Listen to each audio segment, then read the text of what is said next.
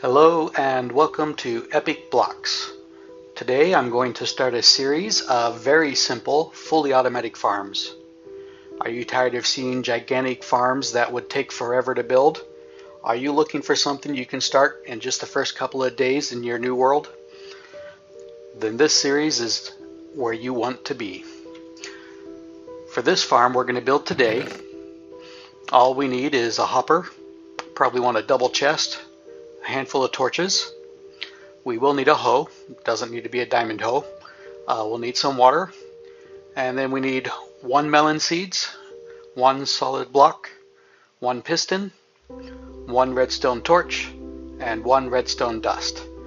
So with that, you really don't need much redstone at all to get this started, though I am going to start with 8 of each of these items. This can be built larger or smaller, but you'll be able to see how you can start with just 1. I'll put each of these in here.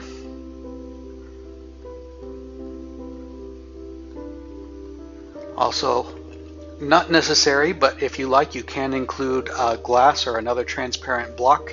I have a couple of them here. And up to 24 bone meal can be useful. It's for the set of 8 that I'm building, it's very unlikely that you'll need that much, but that is the maximum you could possibly need for this size farm that I'm building. As you can see, I've marked off a bit of land here. These are my spawn chunks. There we go. So this green section is the chunk where I spawned, and the blue section is the next ring out of chunks. And these spawn chunks are special. I think this is a great place to build these very little fully automatic farms because your spawn chunks will always remain loaded, so that no matter where you go adventuring, looking for more resources, whatever's going on, any farm you have built here will continue to work. So the redstone will continue to work, the plants will continue to grow, and everything will just keep giving you more resources. Alright, with that said, I'll start right about here in the middle, and we're going to, got some wool here to mark things off, but I'm going to dig a trench.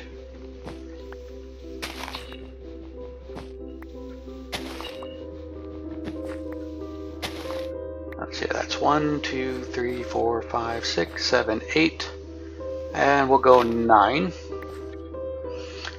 And then to one side,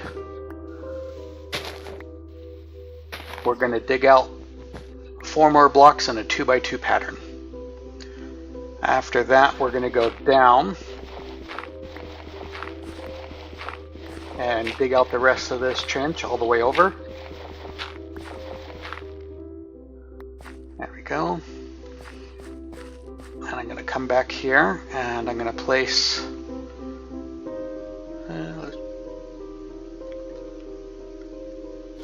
some water down. We'll need that so our seeds can grow. I'll go ahead and dig out that block and put in a hopper pointing into that next block. And since we're over here, we'll go ahead and dig out 2 further. And here you can see that the hopper is pointing this way. And let's put a chest in. There we go, we got our double chest. So anything that falls into the water or into the hopper will go straight into this chest. Let's go back over here to where we started. And we're going to grab a piston and put it there. And we're going to turn this bit of dirt into farmland. And we're going to put a red torch in the square behind it. Make sure that red torch is on the block in the back. I'm going to have to come over here and dig my way out.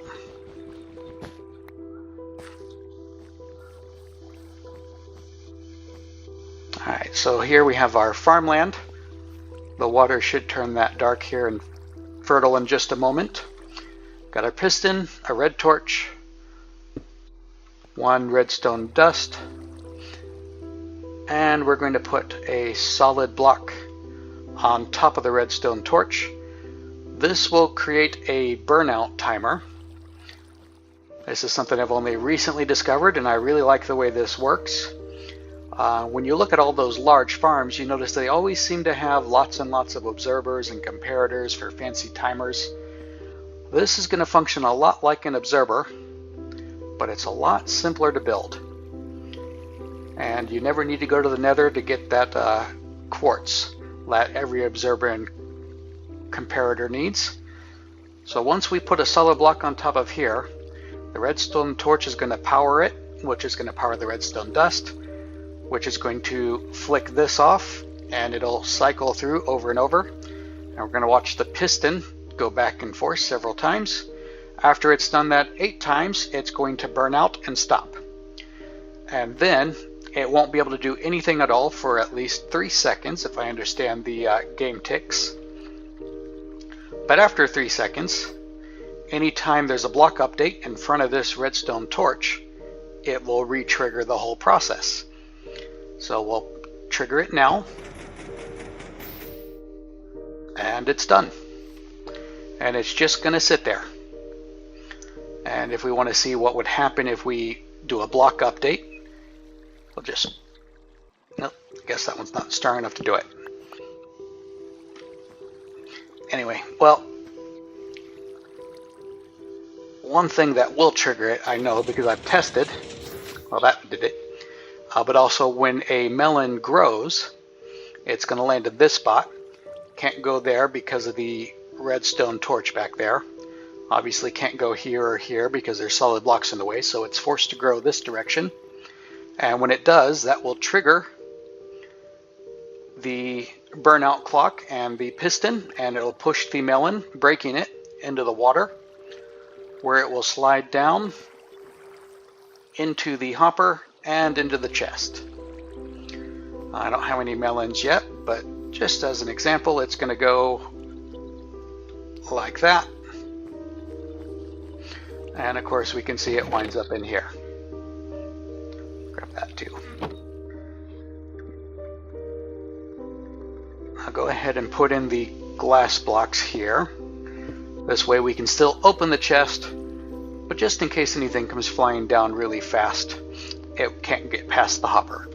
That shouldn't be an issue with this farm, but just in case. And as long as we're here, let's grab my bone meal. And we'll bone meal this plant up. Make sure you highlight the plant. It won't work if you're highlighting the dirt. And 1, 2, 3. 3 is the most it will ever take. Usually only takes 2 though.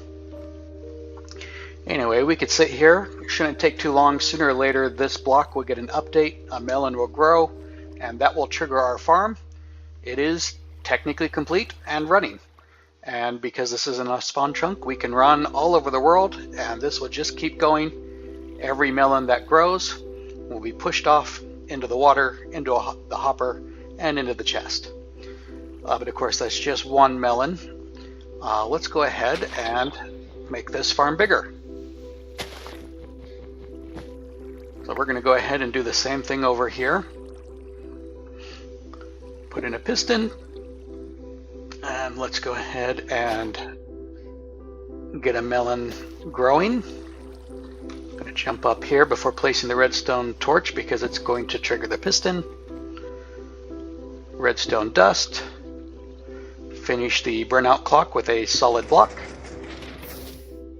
Dirt would work well as well here. I just like to use the cobblestone. Anytime you're working on a farm like this, you want to make it as mob proof as possible. And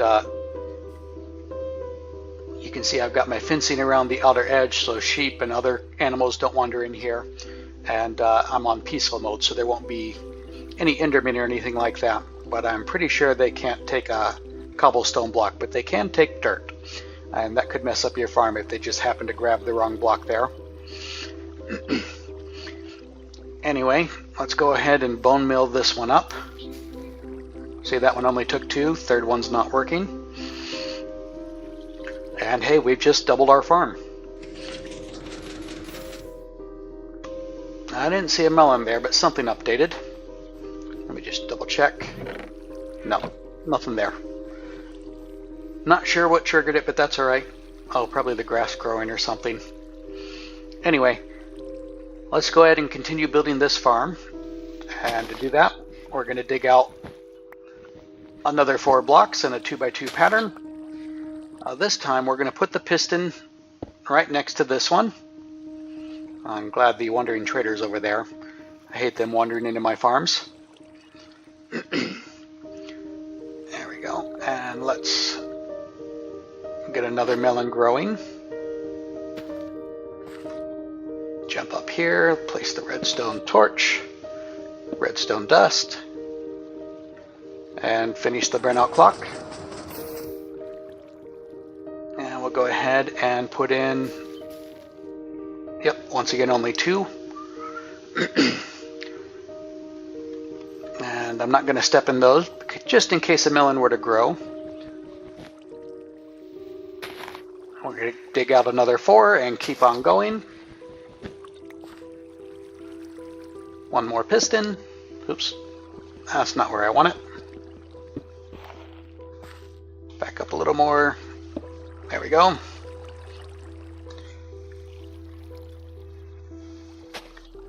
Put in our next melon seeds. Redstone torch, redstone dust, and a solid block. Oop, too close. There we go. Alright, so now we've got 4 plots. Let me go ahead and bone meal this one up.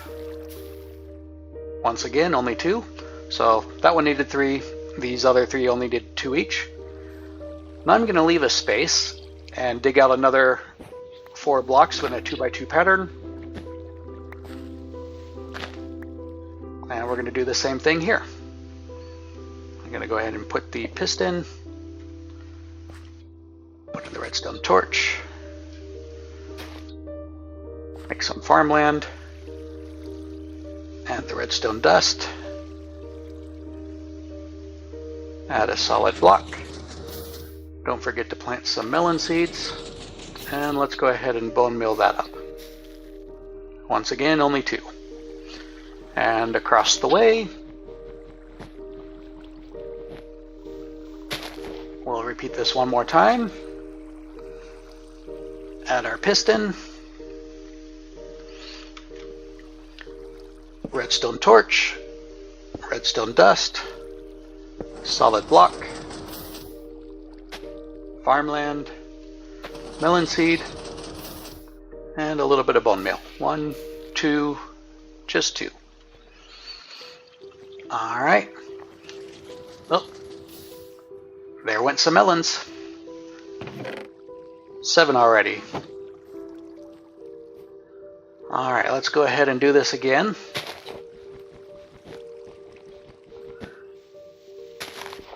Dig out our 2x2 4 blocks. Go ahead and do this side as well.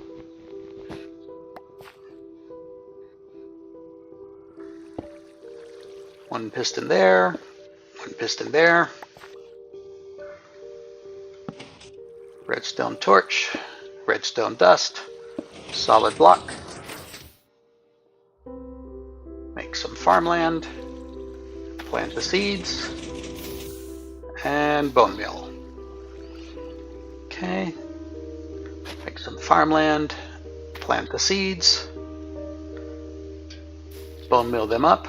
Once again, only 2. So only one of them actually needed 3, the first one. So I've got 7 bone meal left over from this. Only actually needed, let's see, what was it, 24 I had?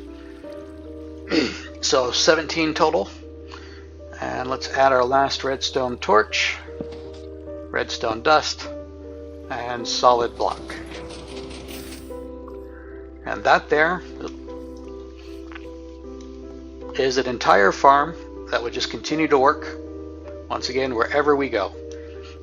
Even this section here, there's nothing to activate, but it will continue to work as well if we were to build anything here, which if we wanted to, we could. Because this particular farm is rather easy to continue moving on. I'm going to go ahead and break this glass. Shame I'm in survival. Don't recover that. And I'm going to need my pickaxe here. So let's break the hopper. And we're going to go ahead and break the chest. Got our 7 melons. To make this farm bigger, obviously in my super flat world, I can't go down any further because of the bedrock.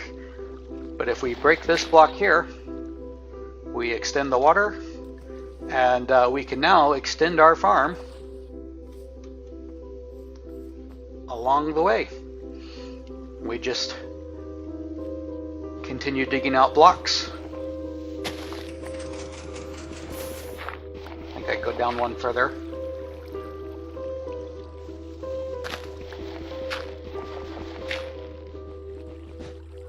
And we follow the same pattern. Put a piston here, or technically could be here, we can switch it up. Just make sure your farmland is not in front of the piston, but beside it. You can keep that pattern going as long as you want. You can even turn the water so that you're going in a big long square. You could turn your entire spawn chunk area into one giant melon farm if you wanted. I chose melons for this farm because they're one of the few things that you can just simply eat.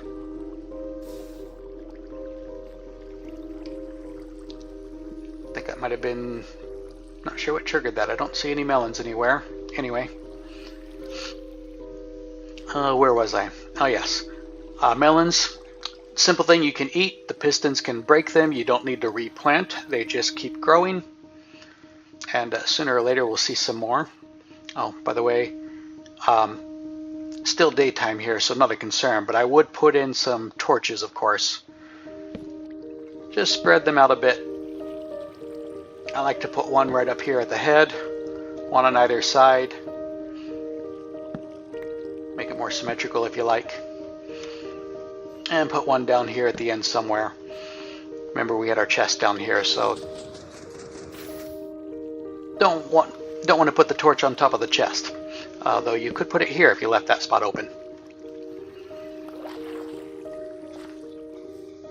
Anyway, I did want to say there was one other nice thing about melons.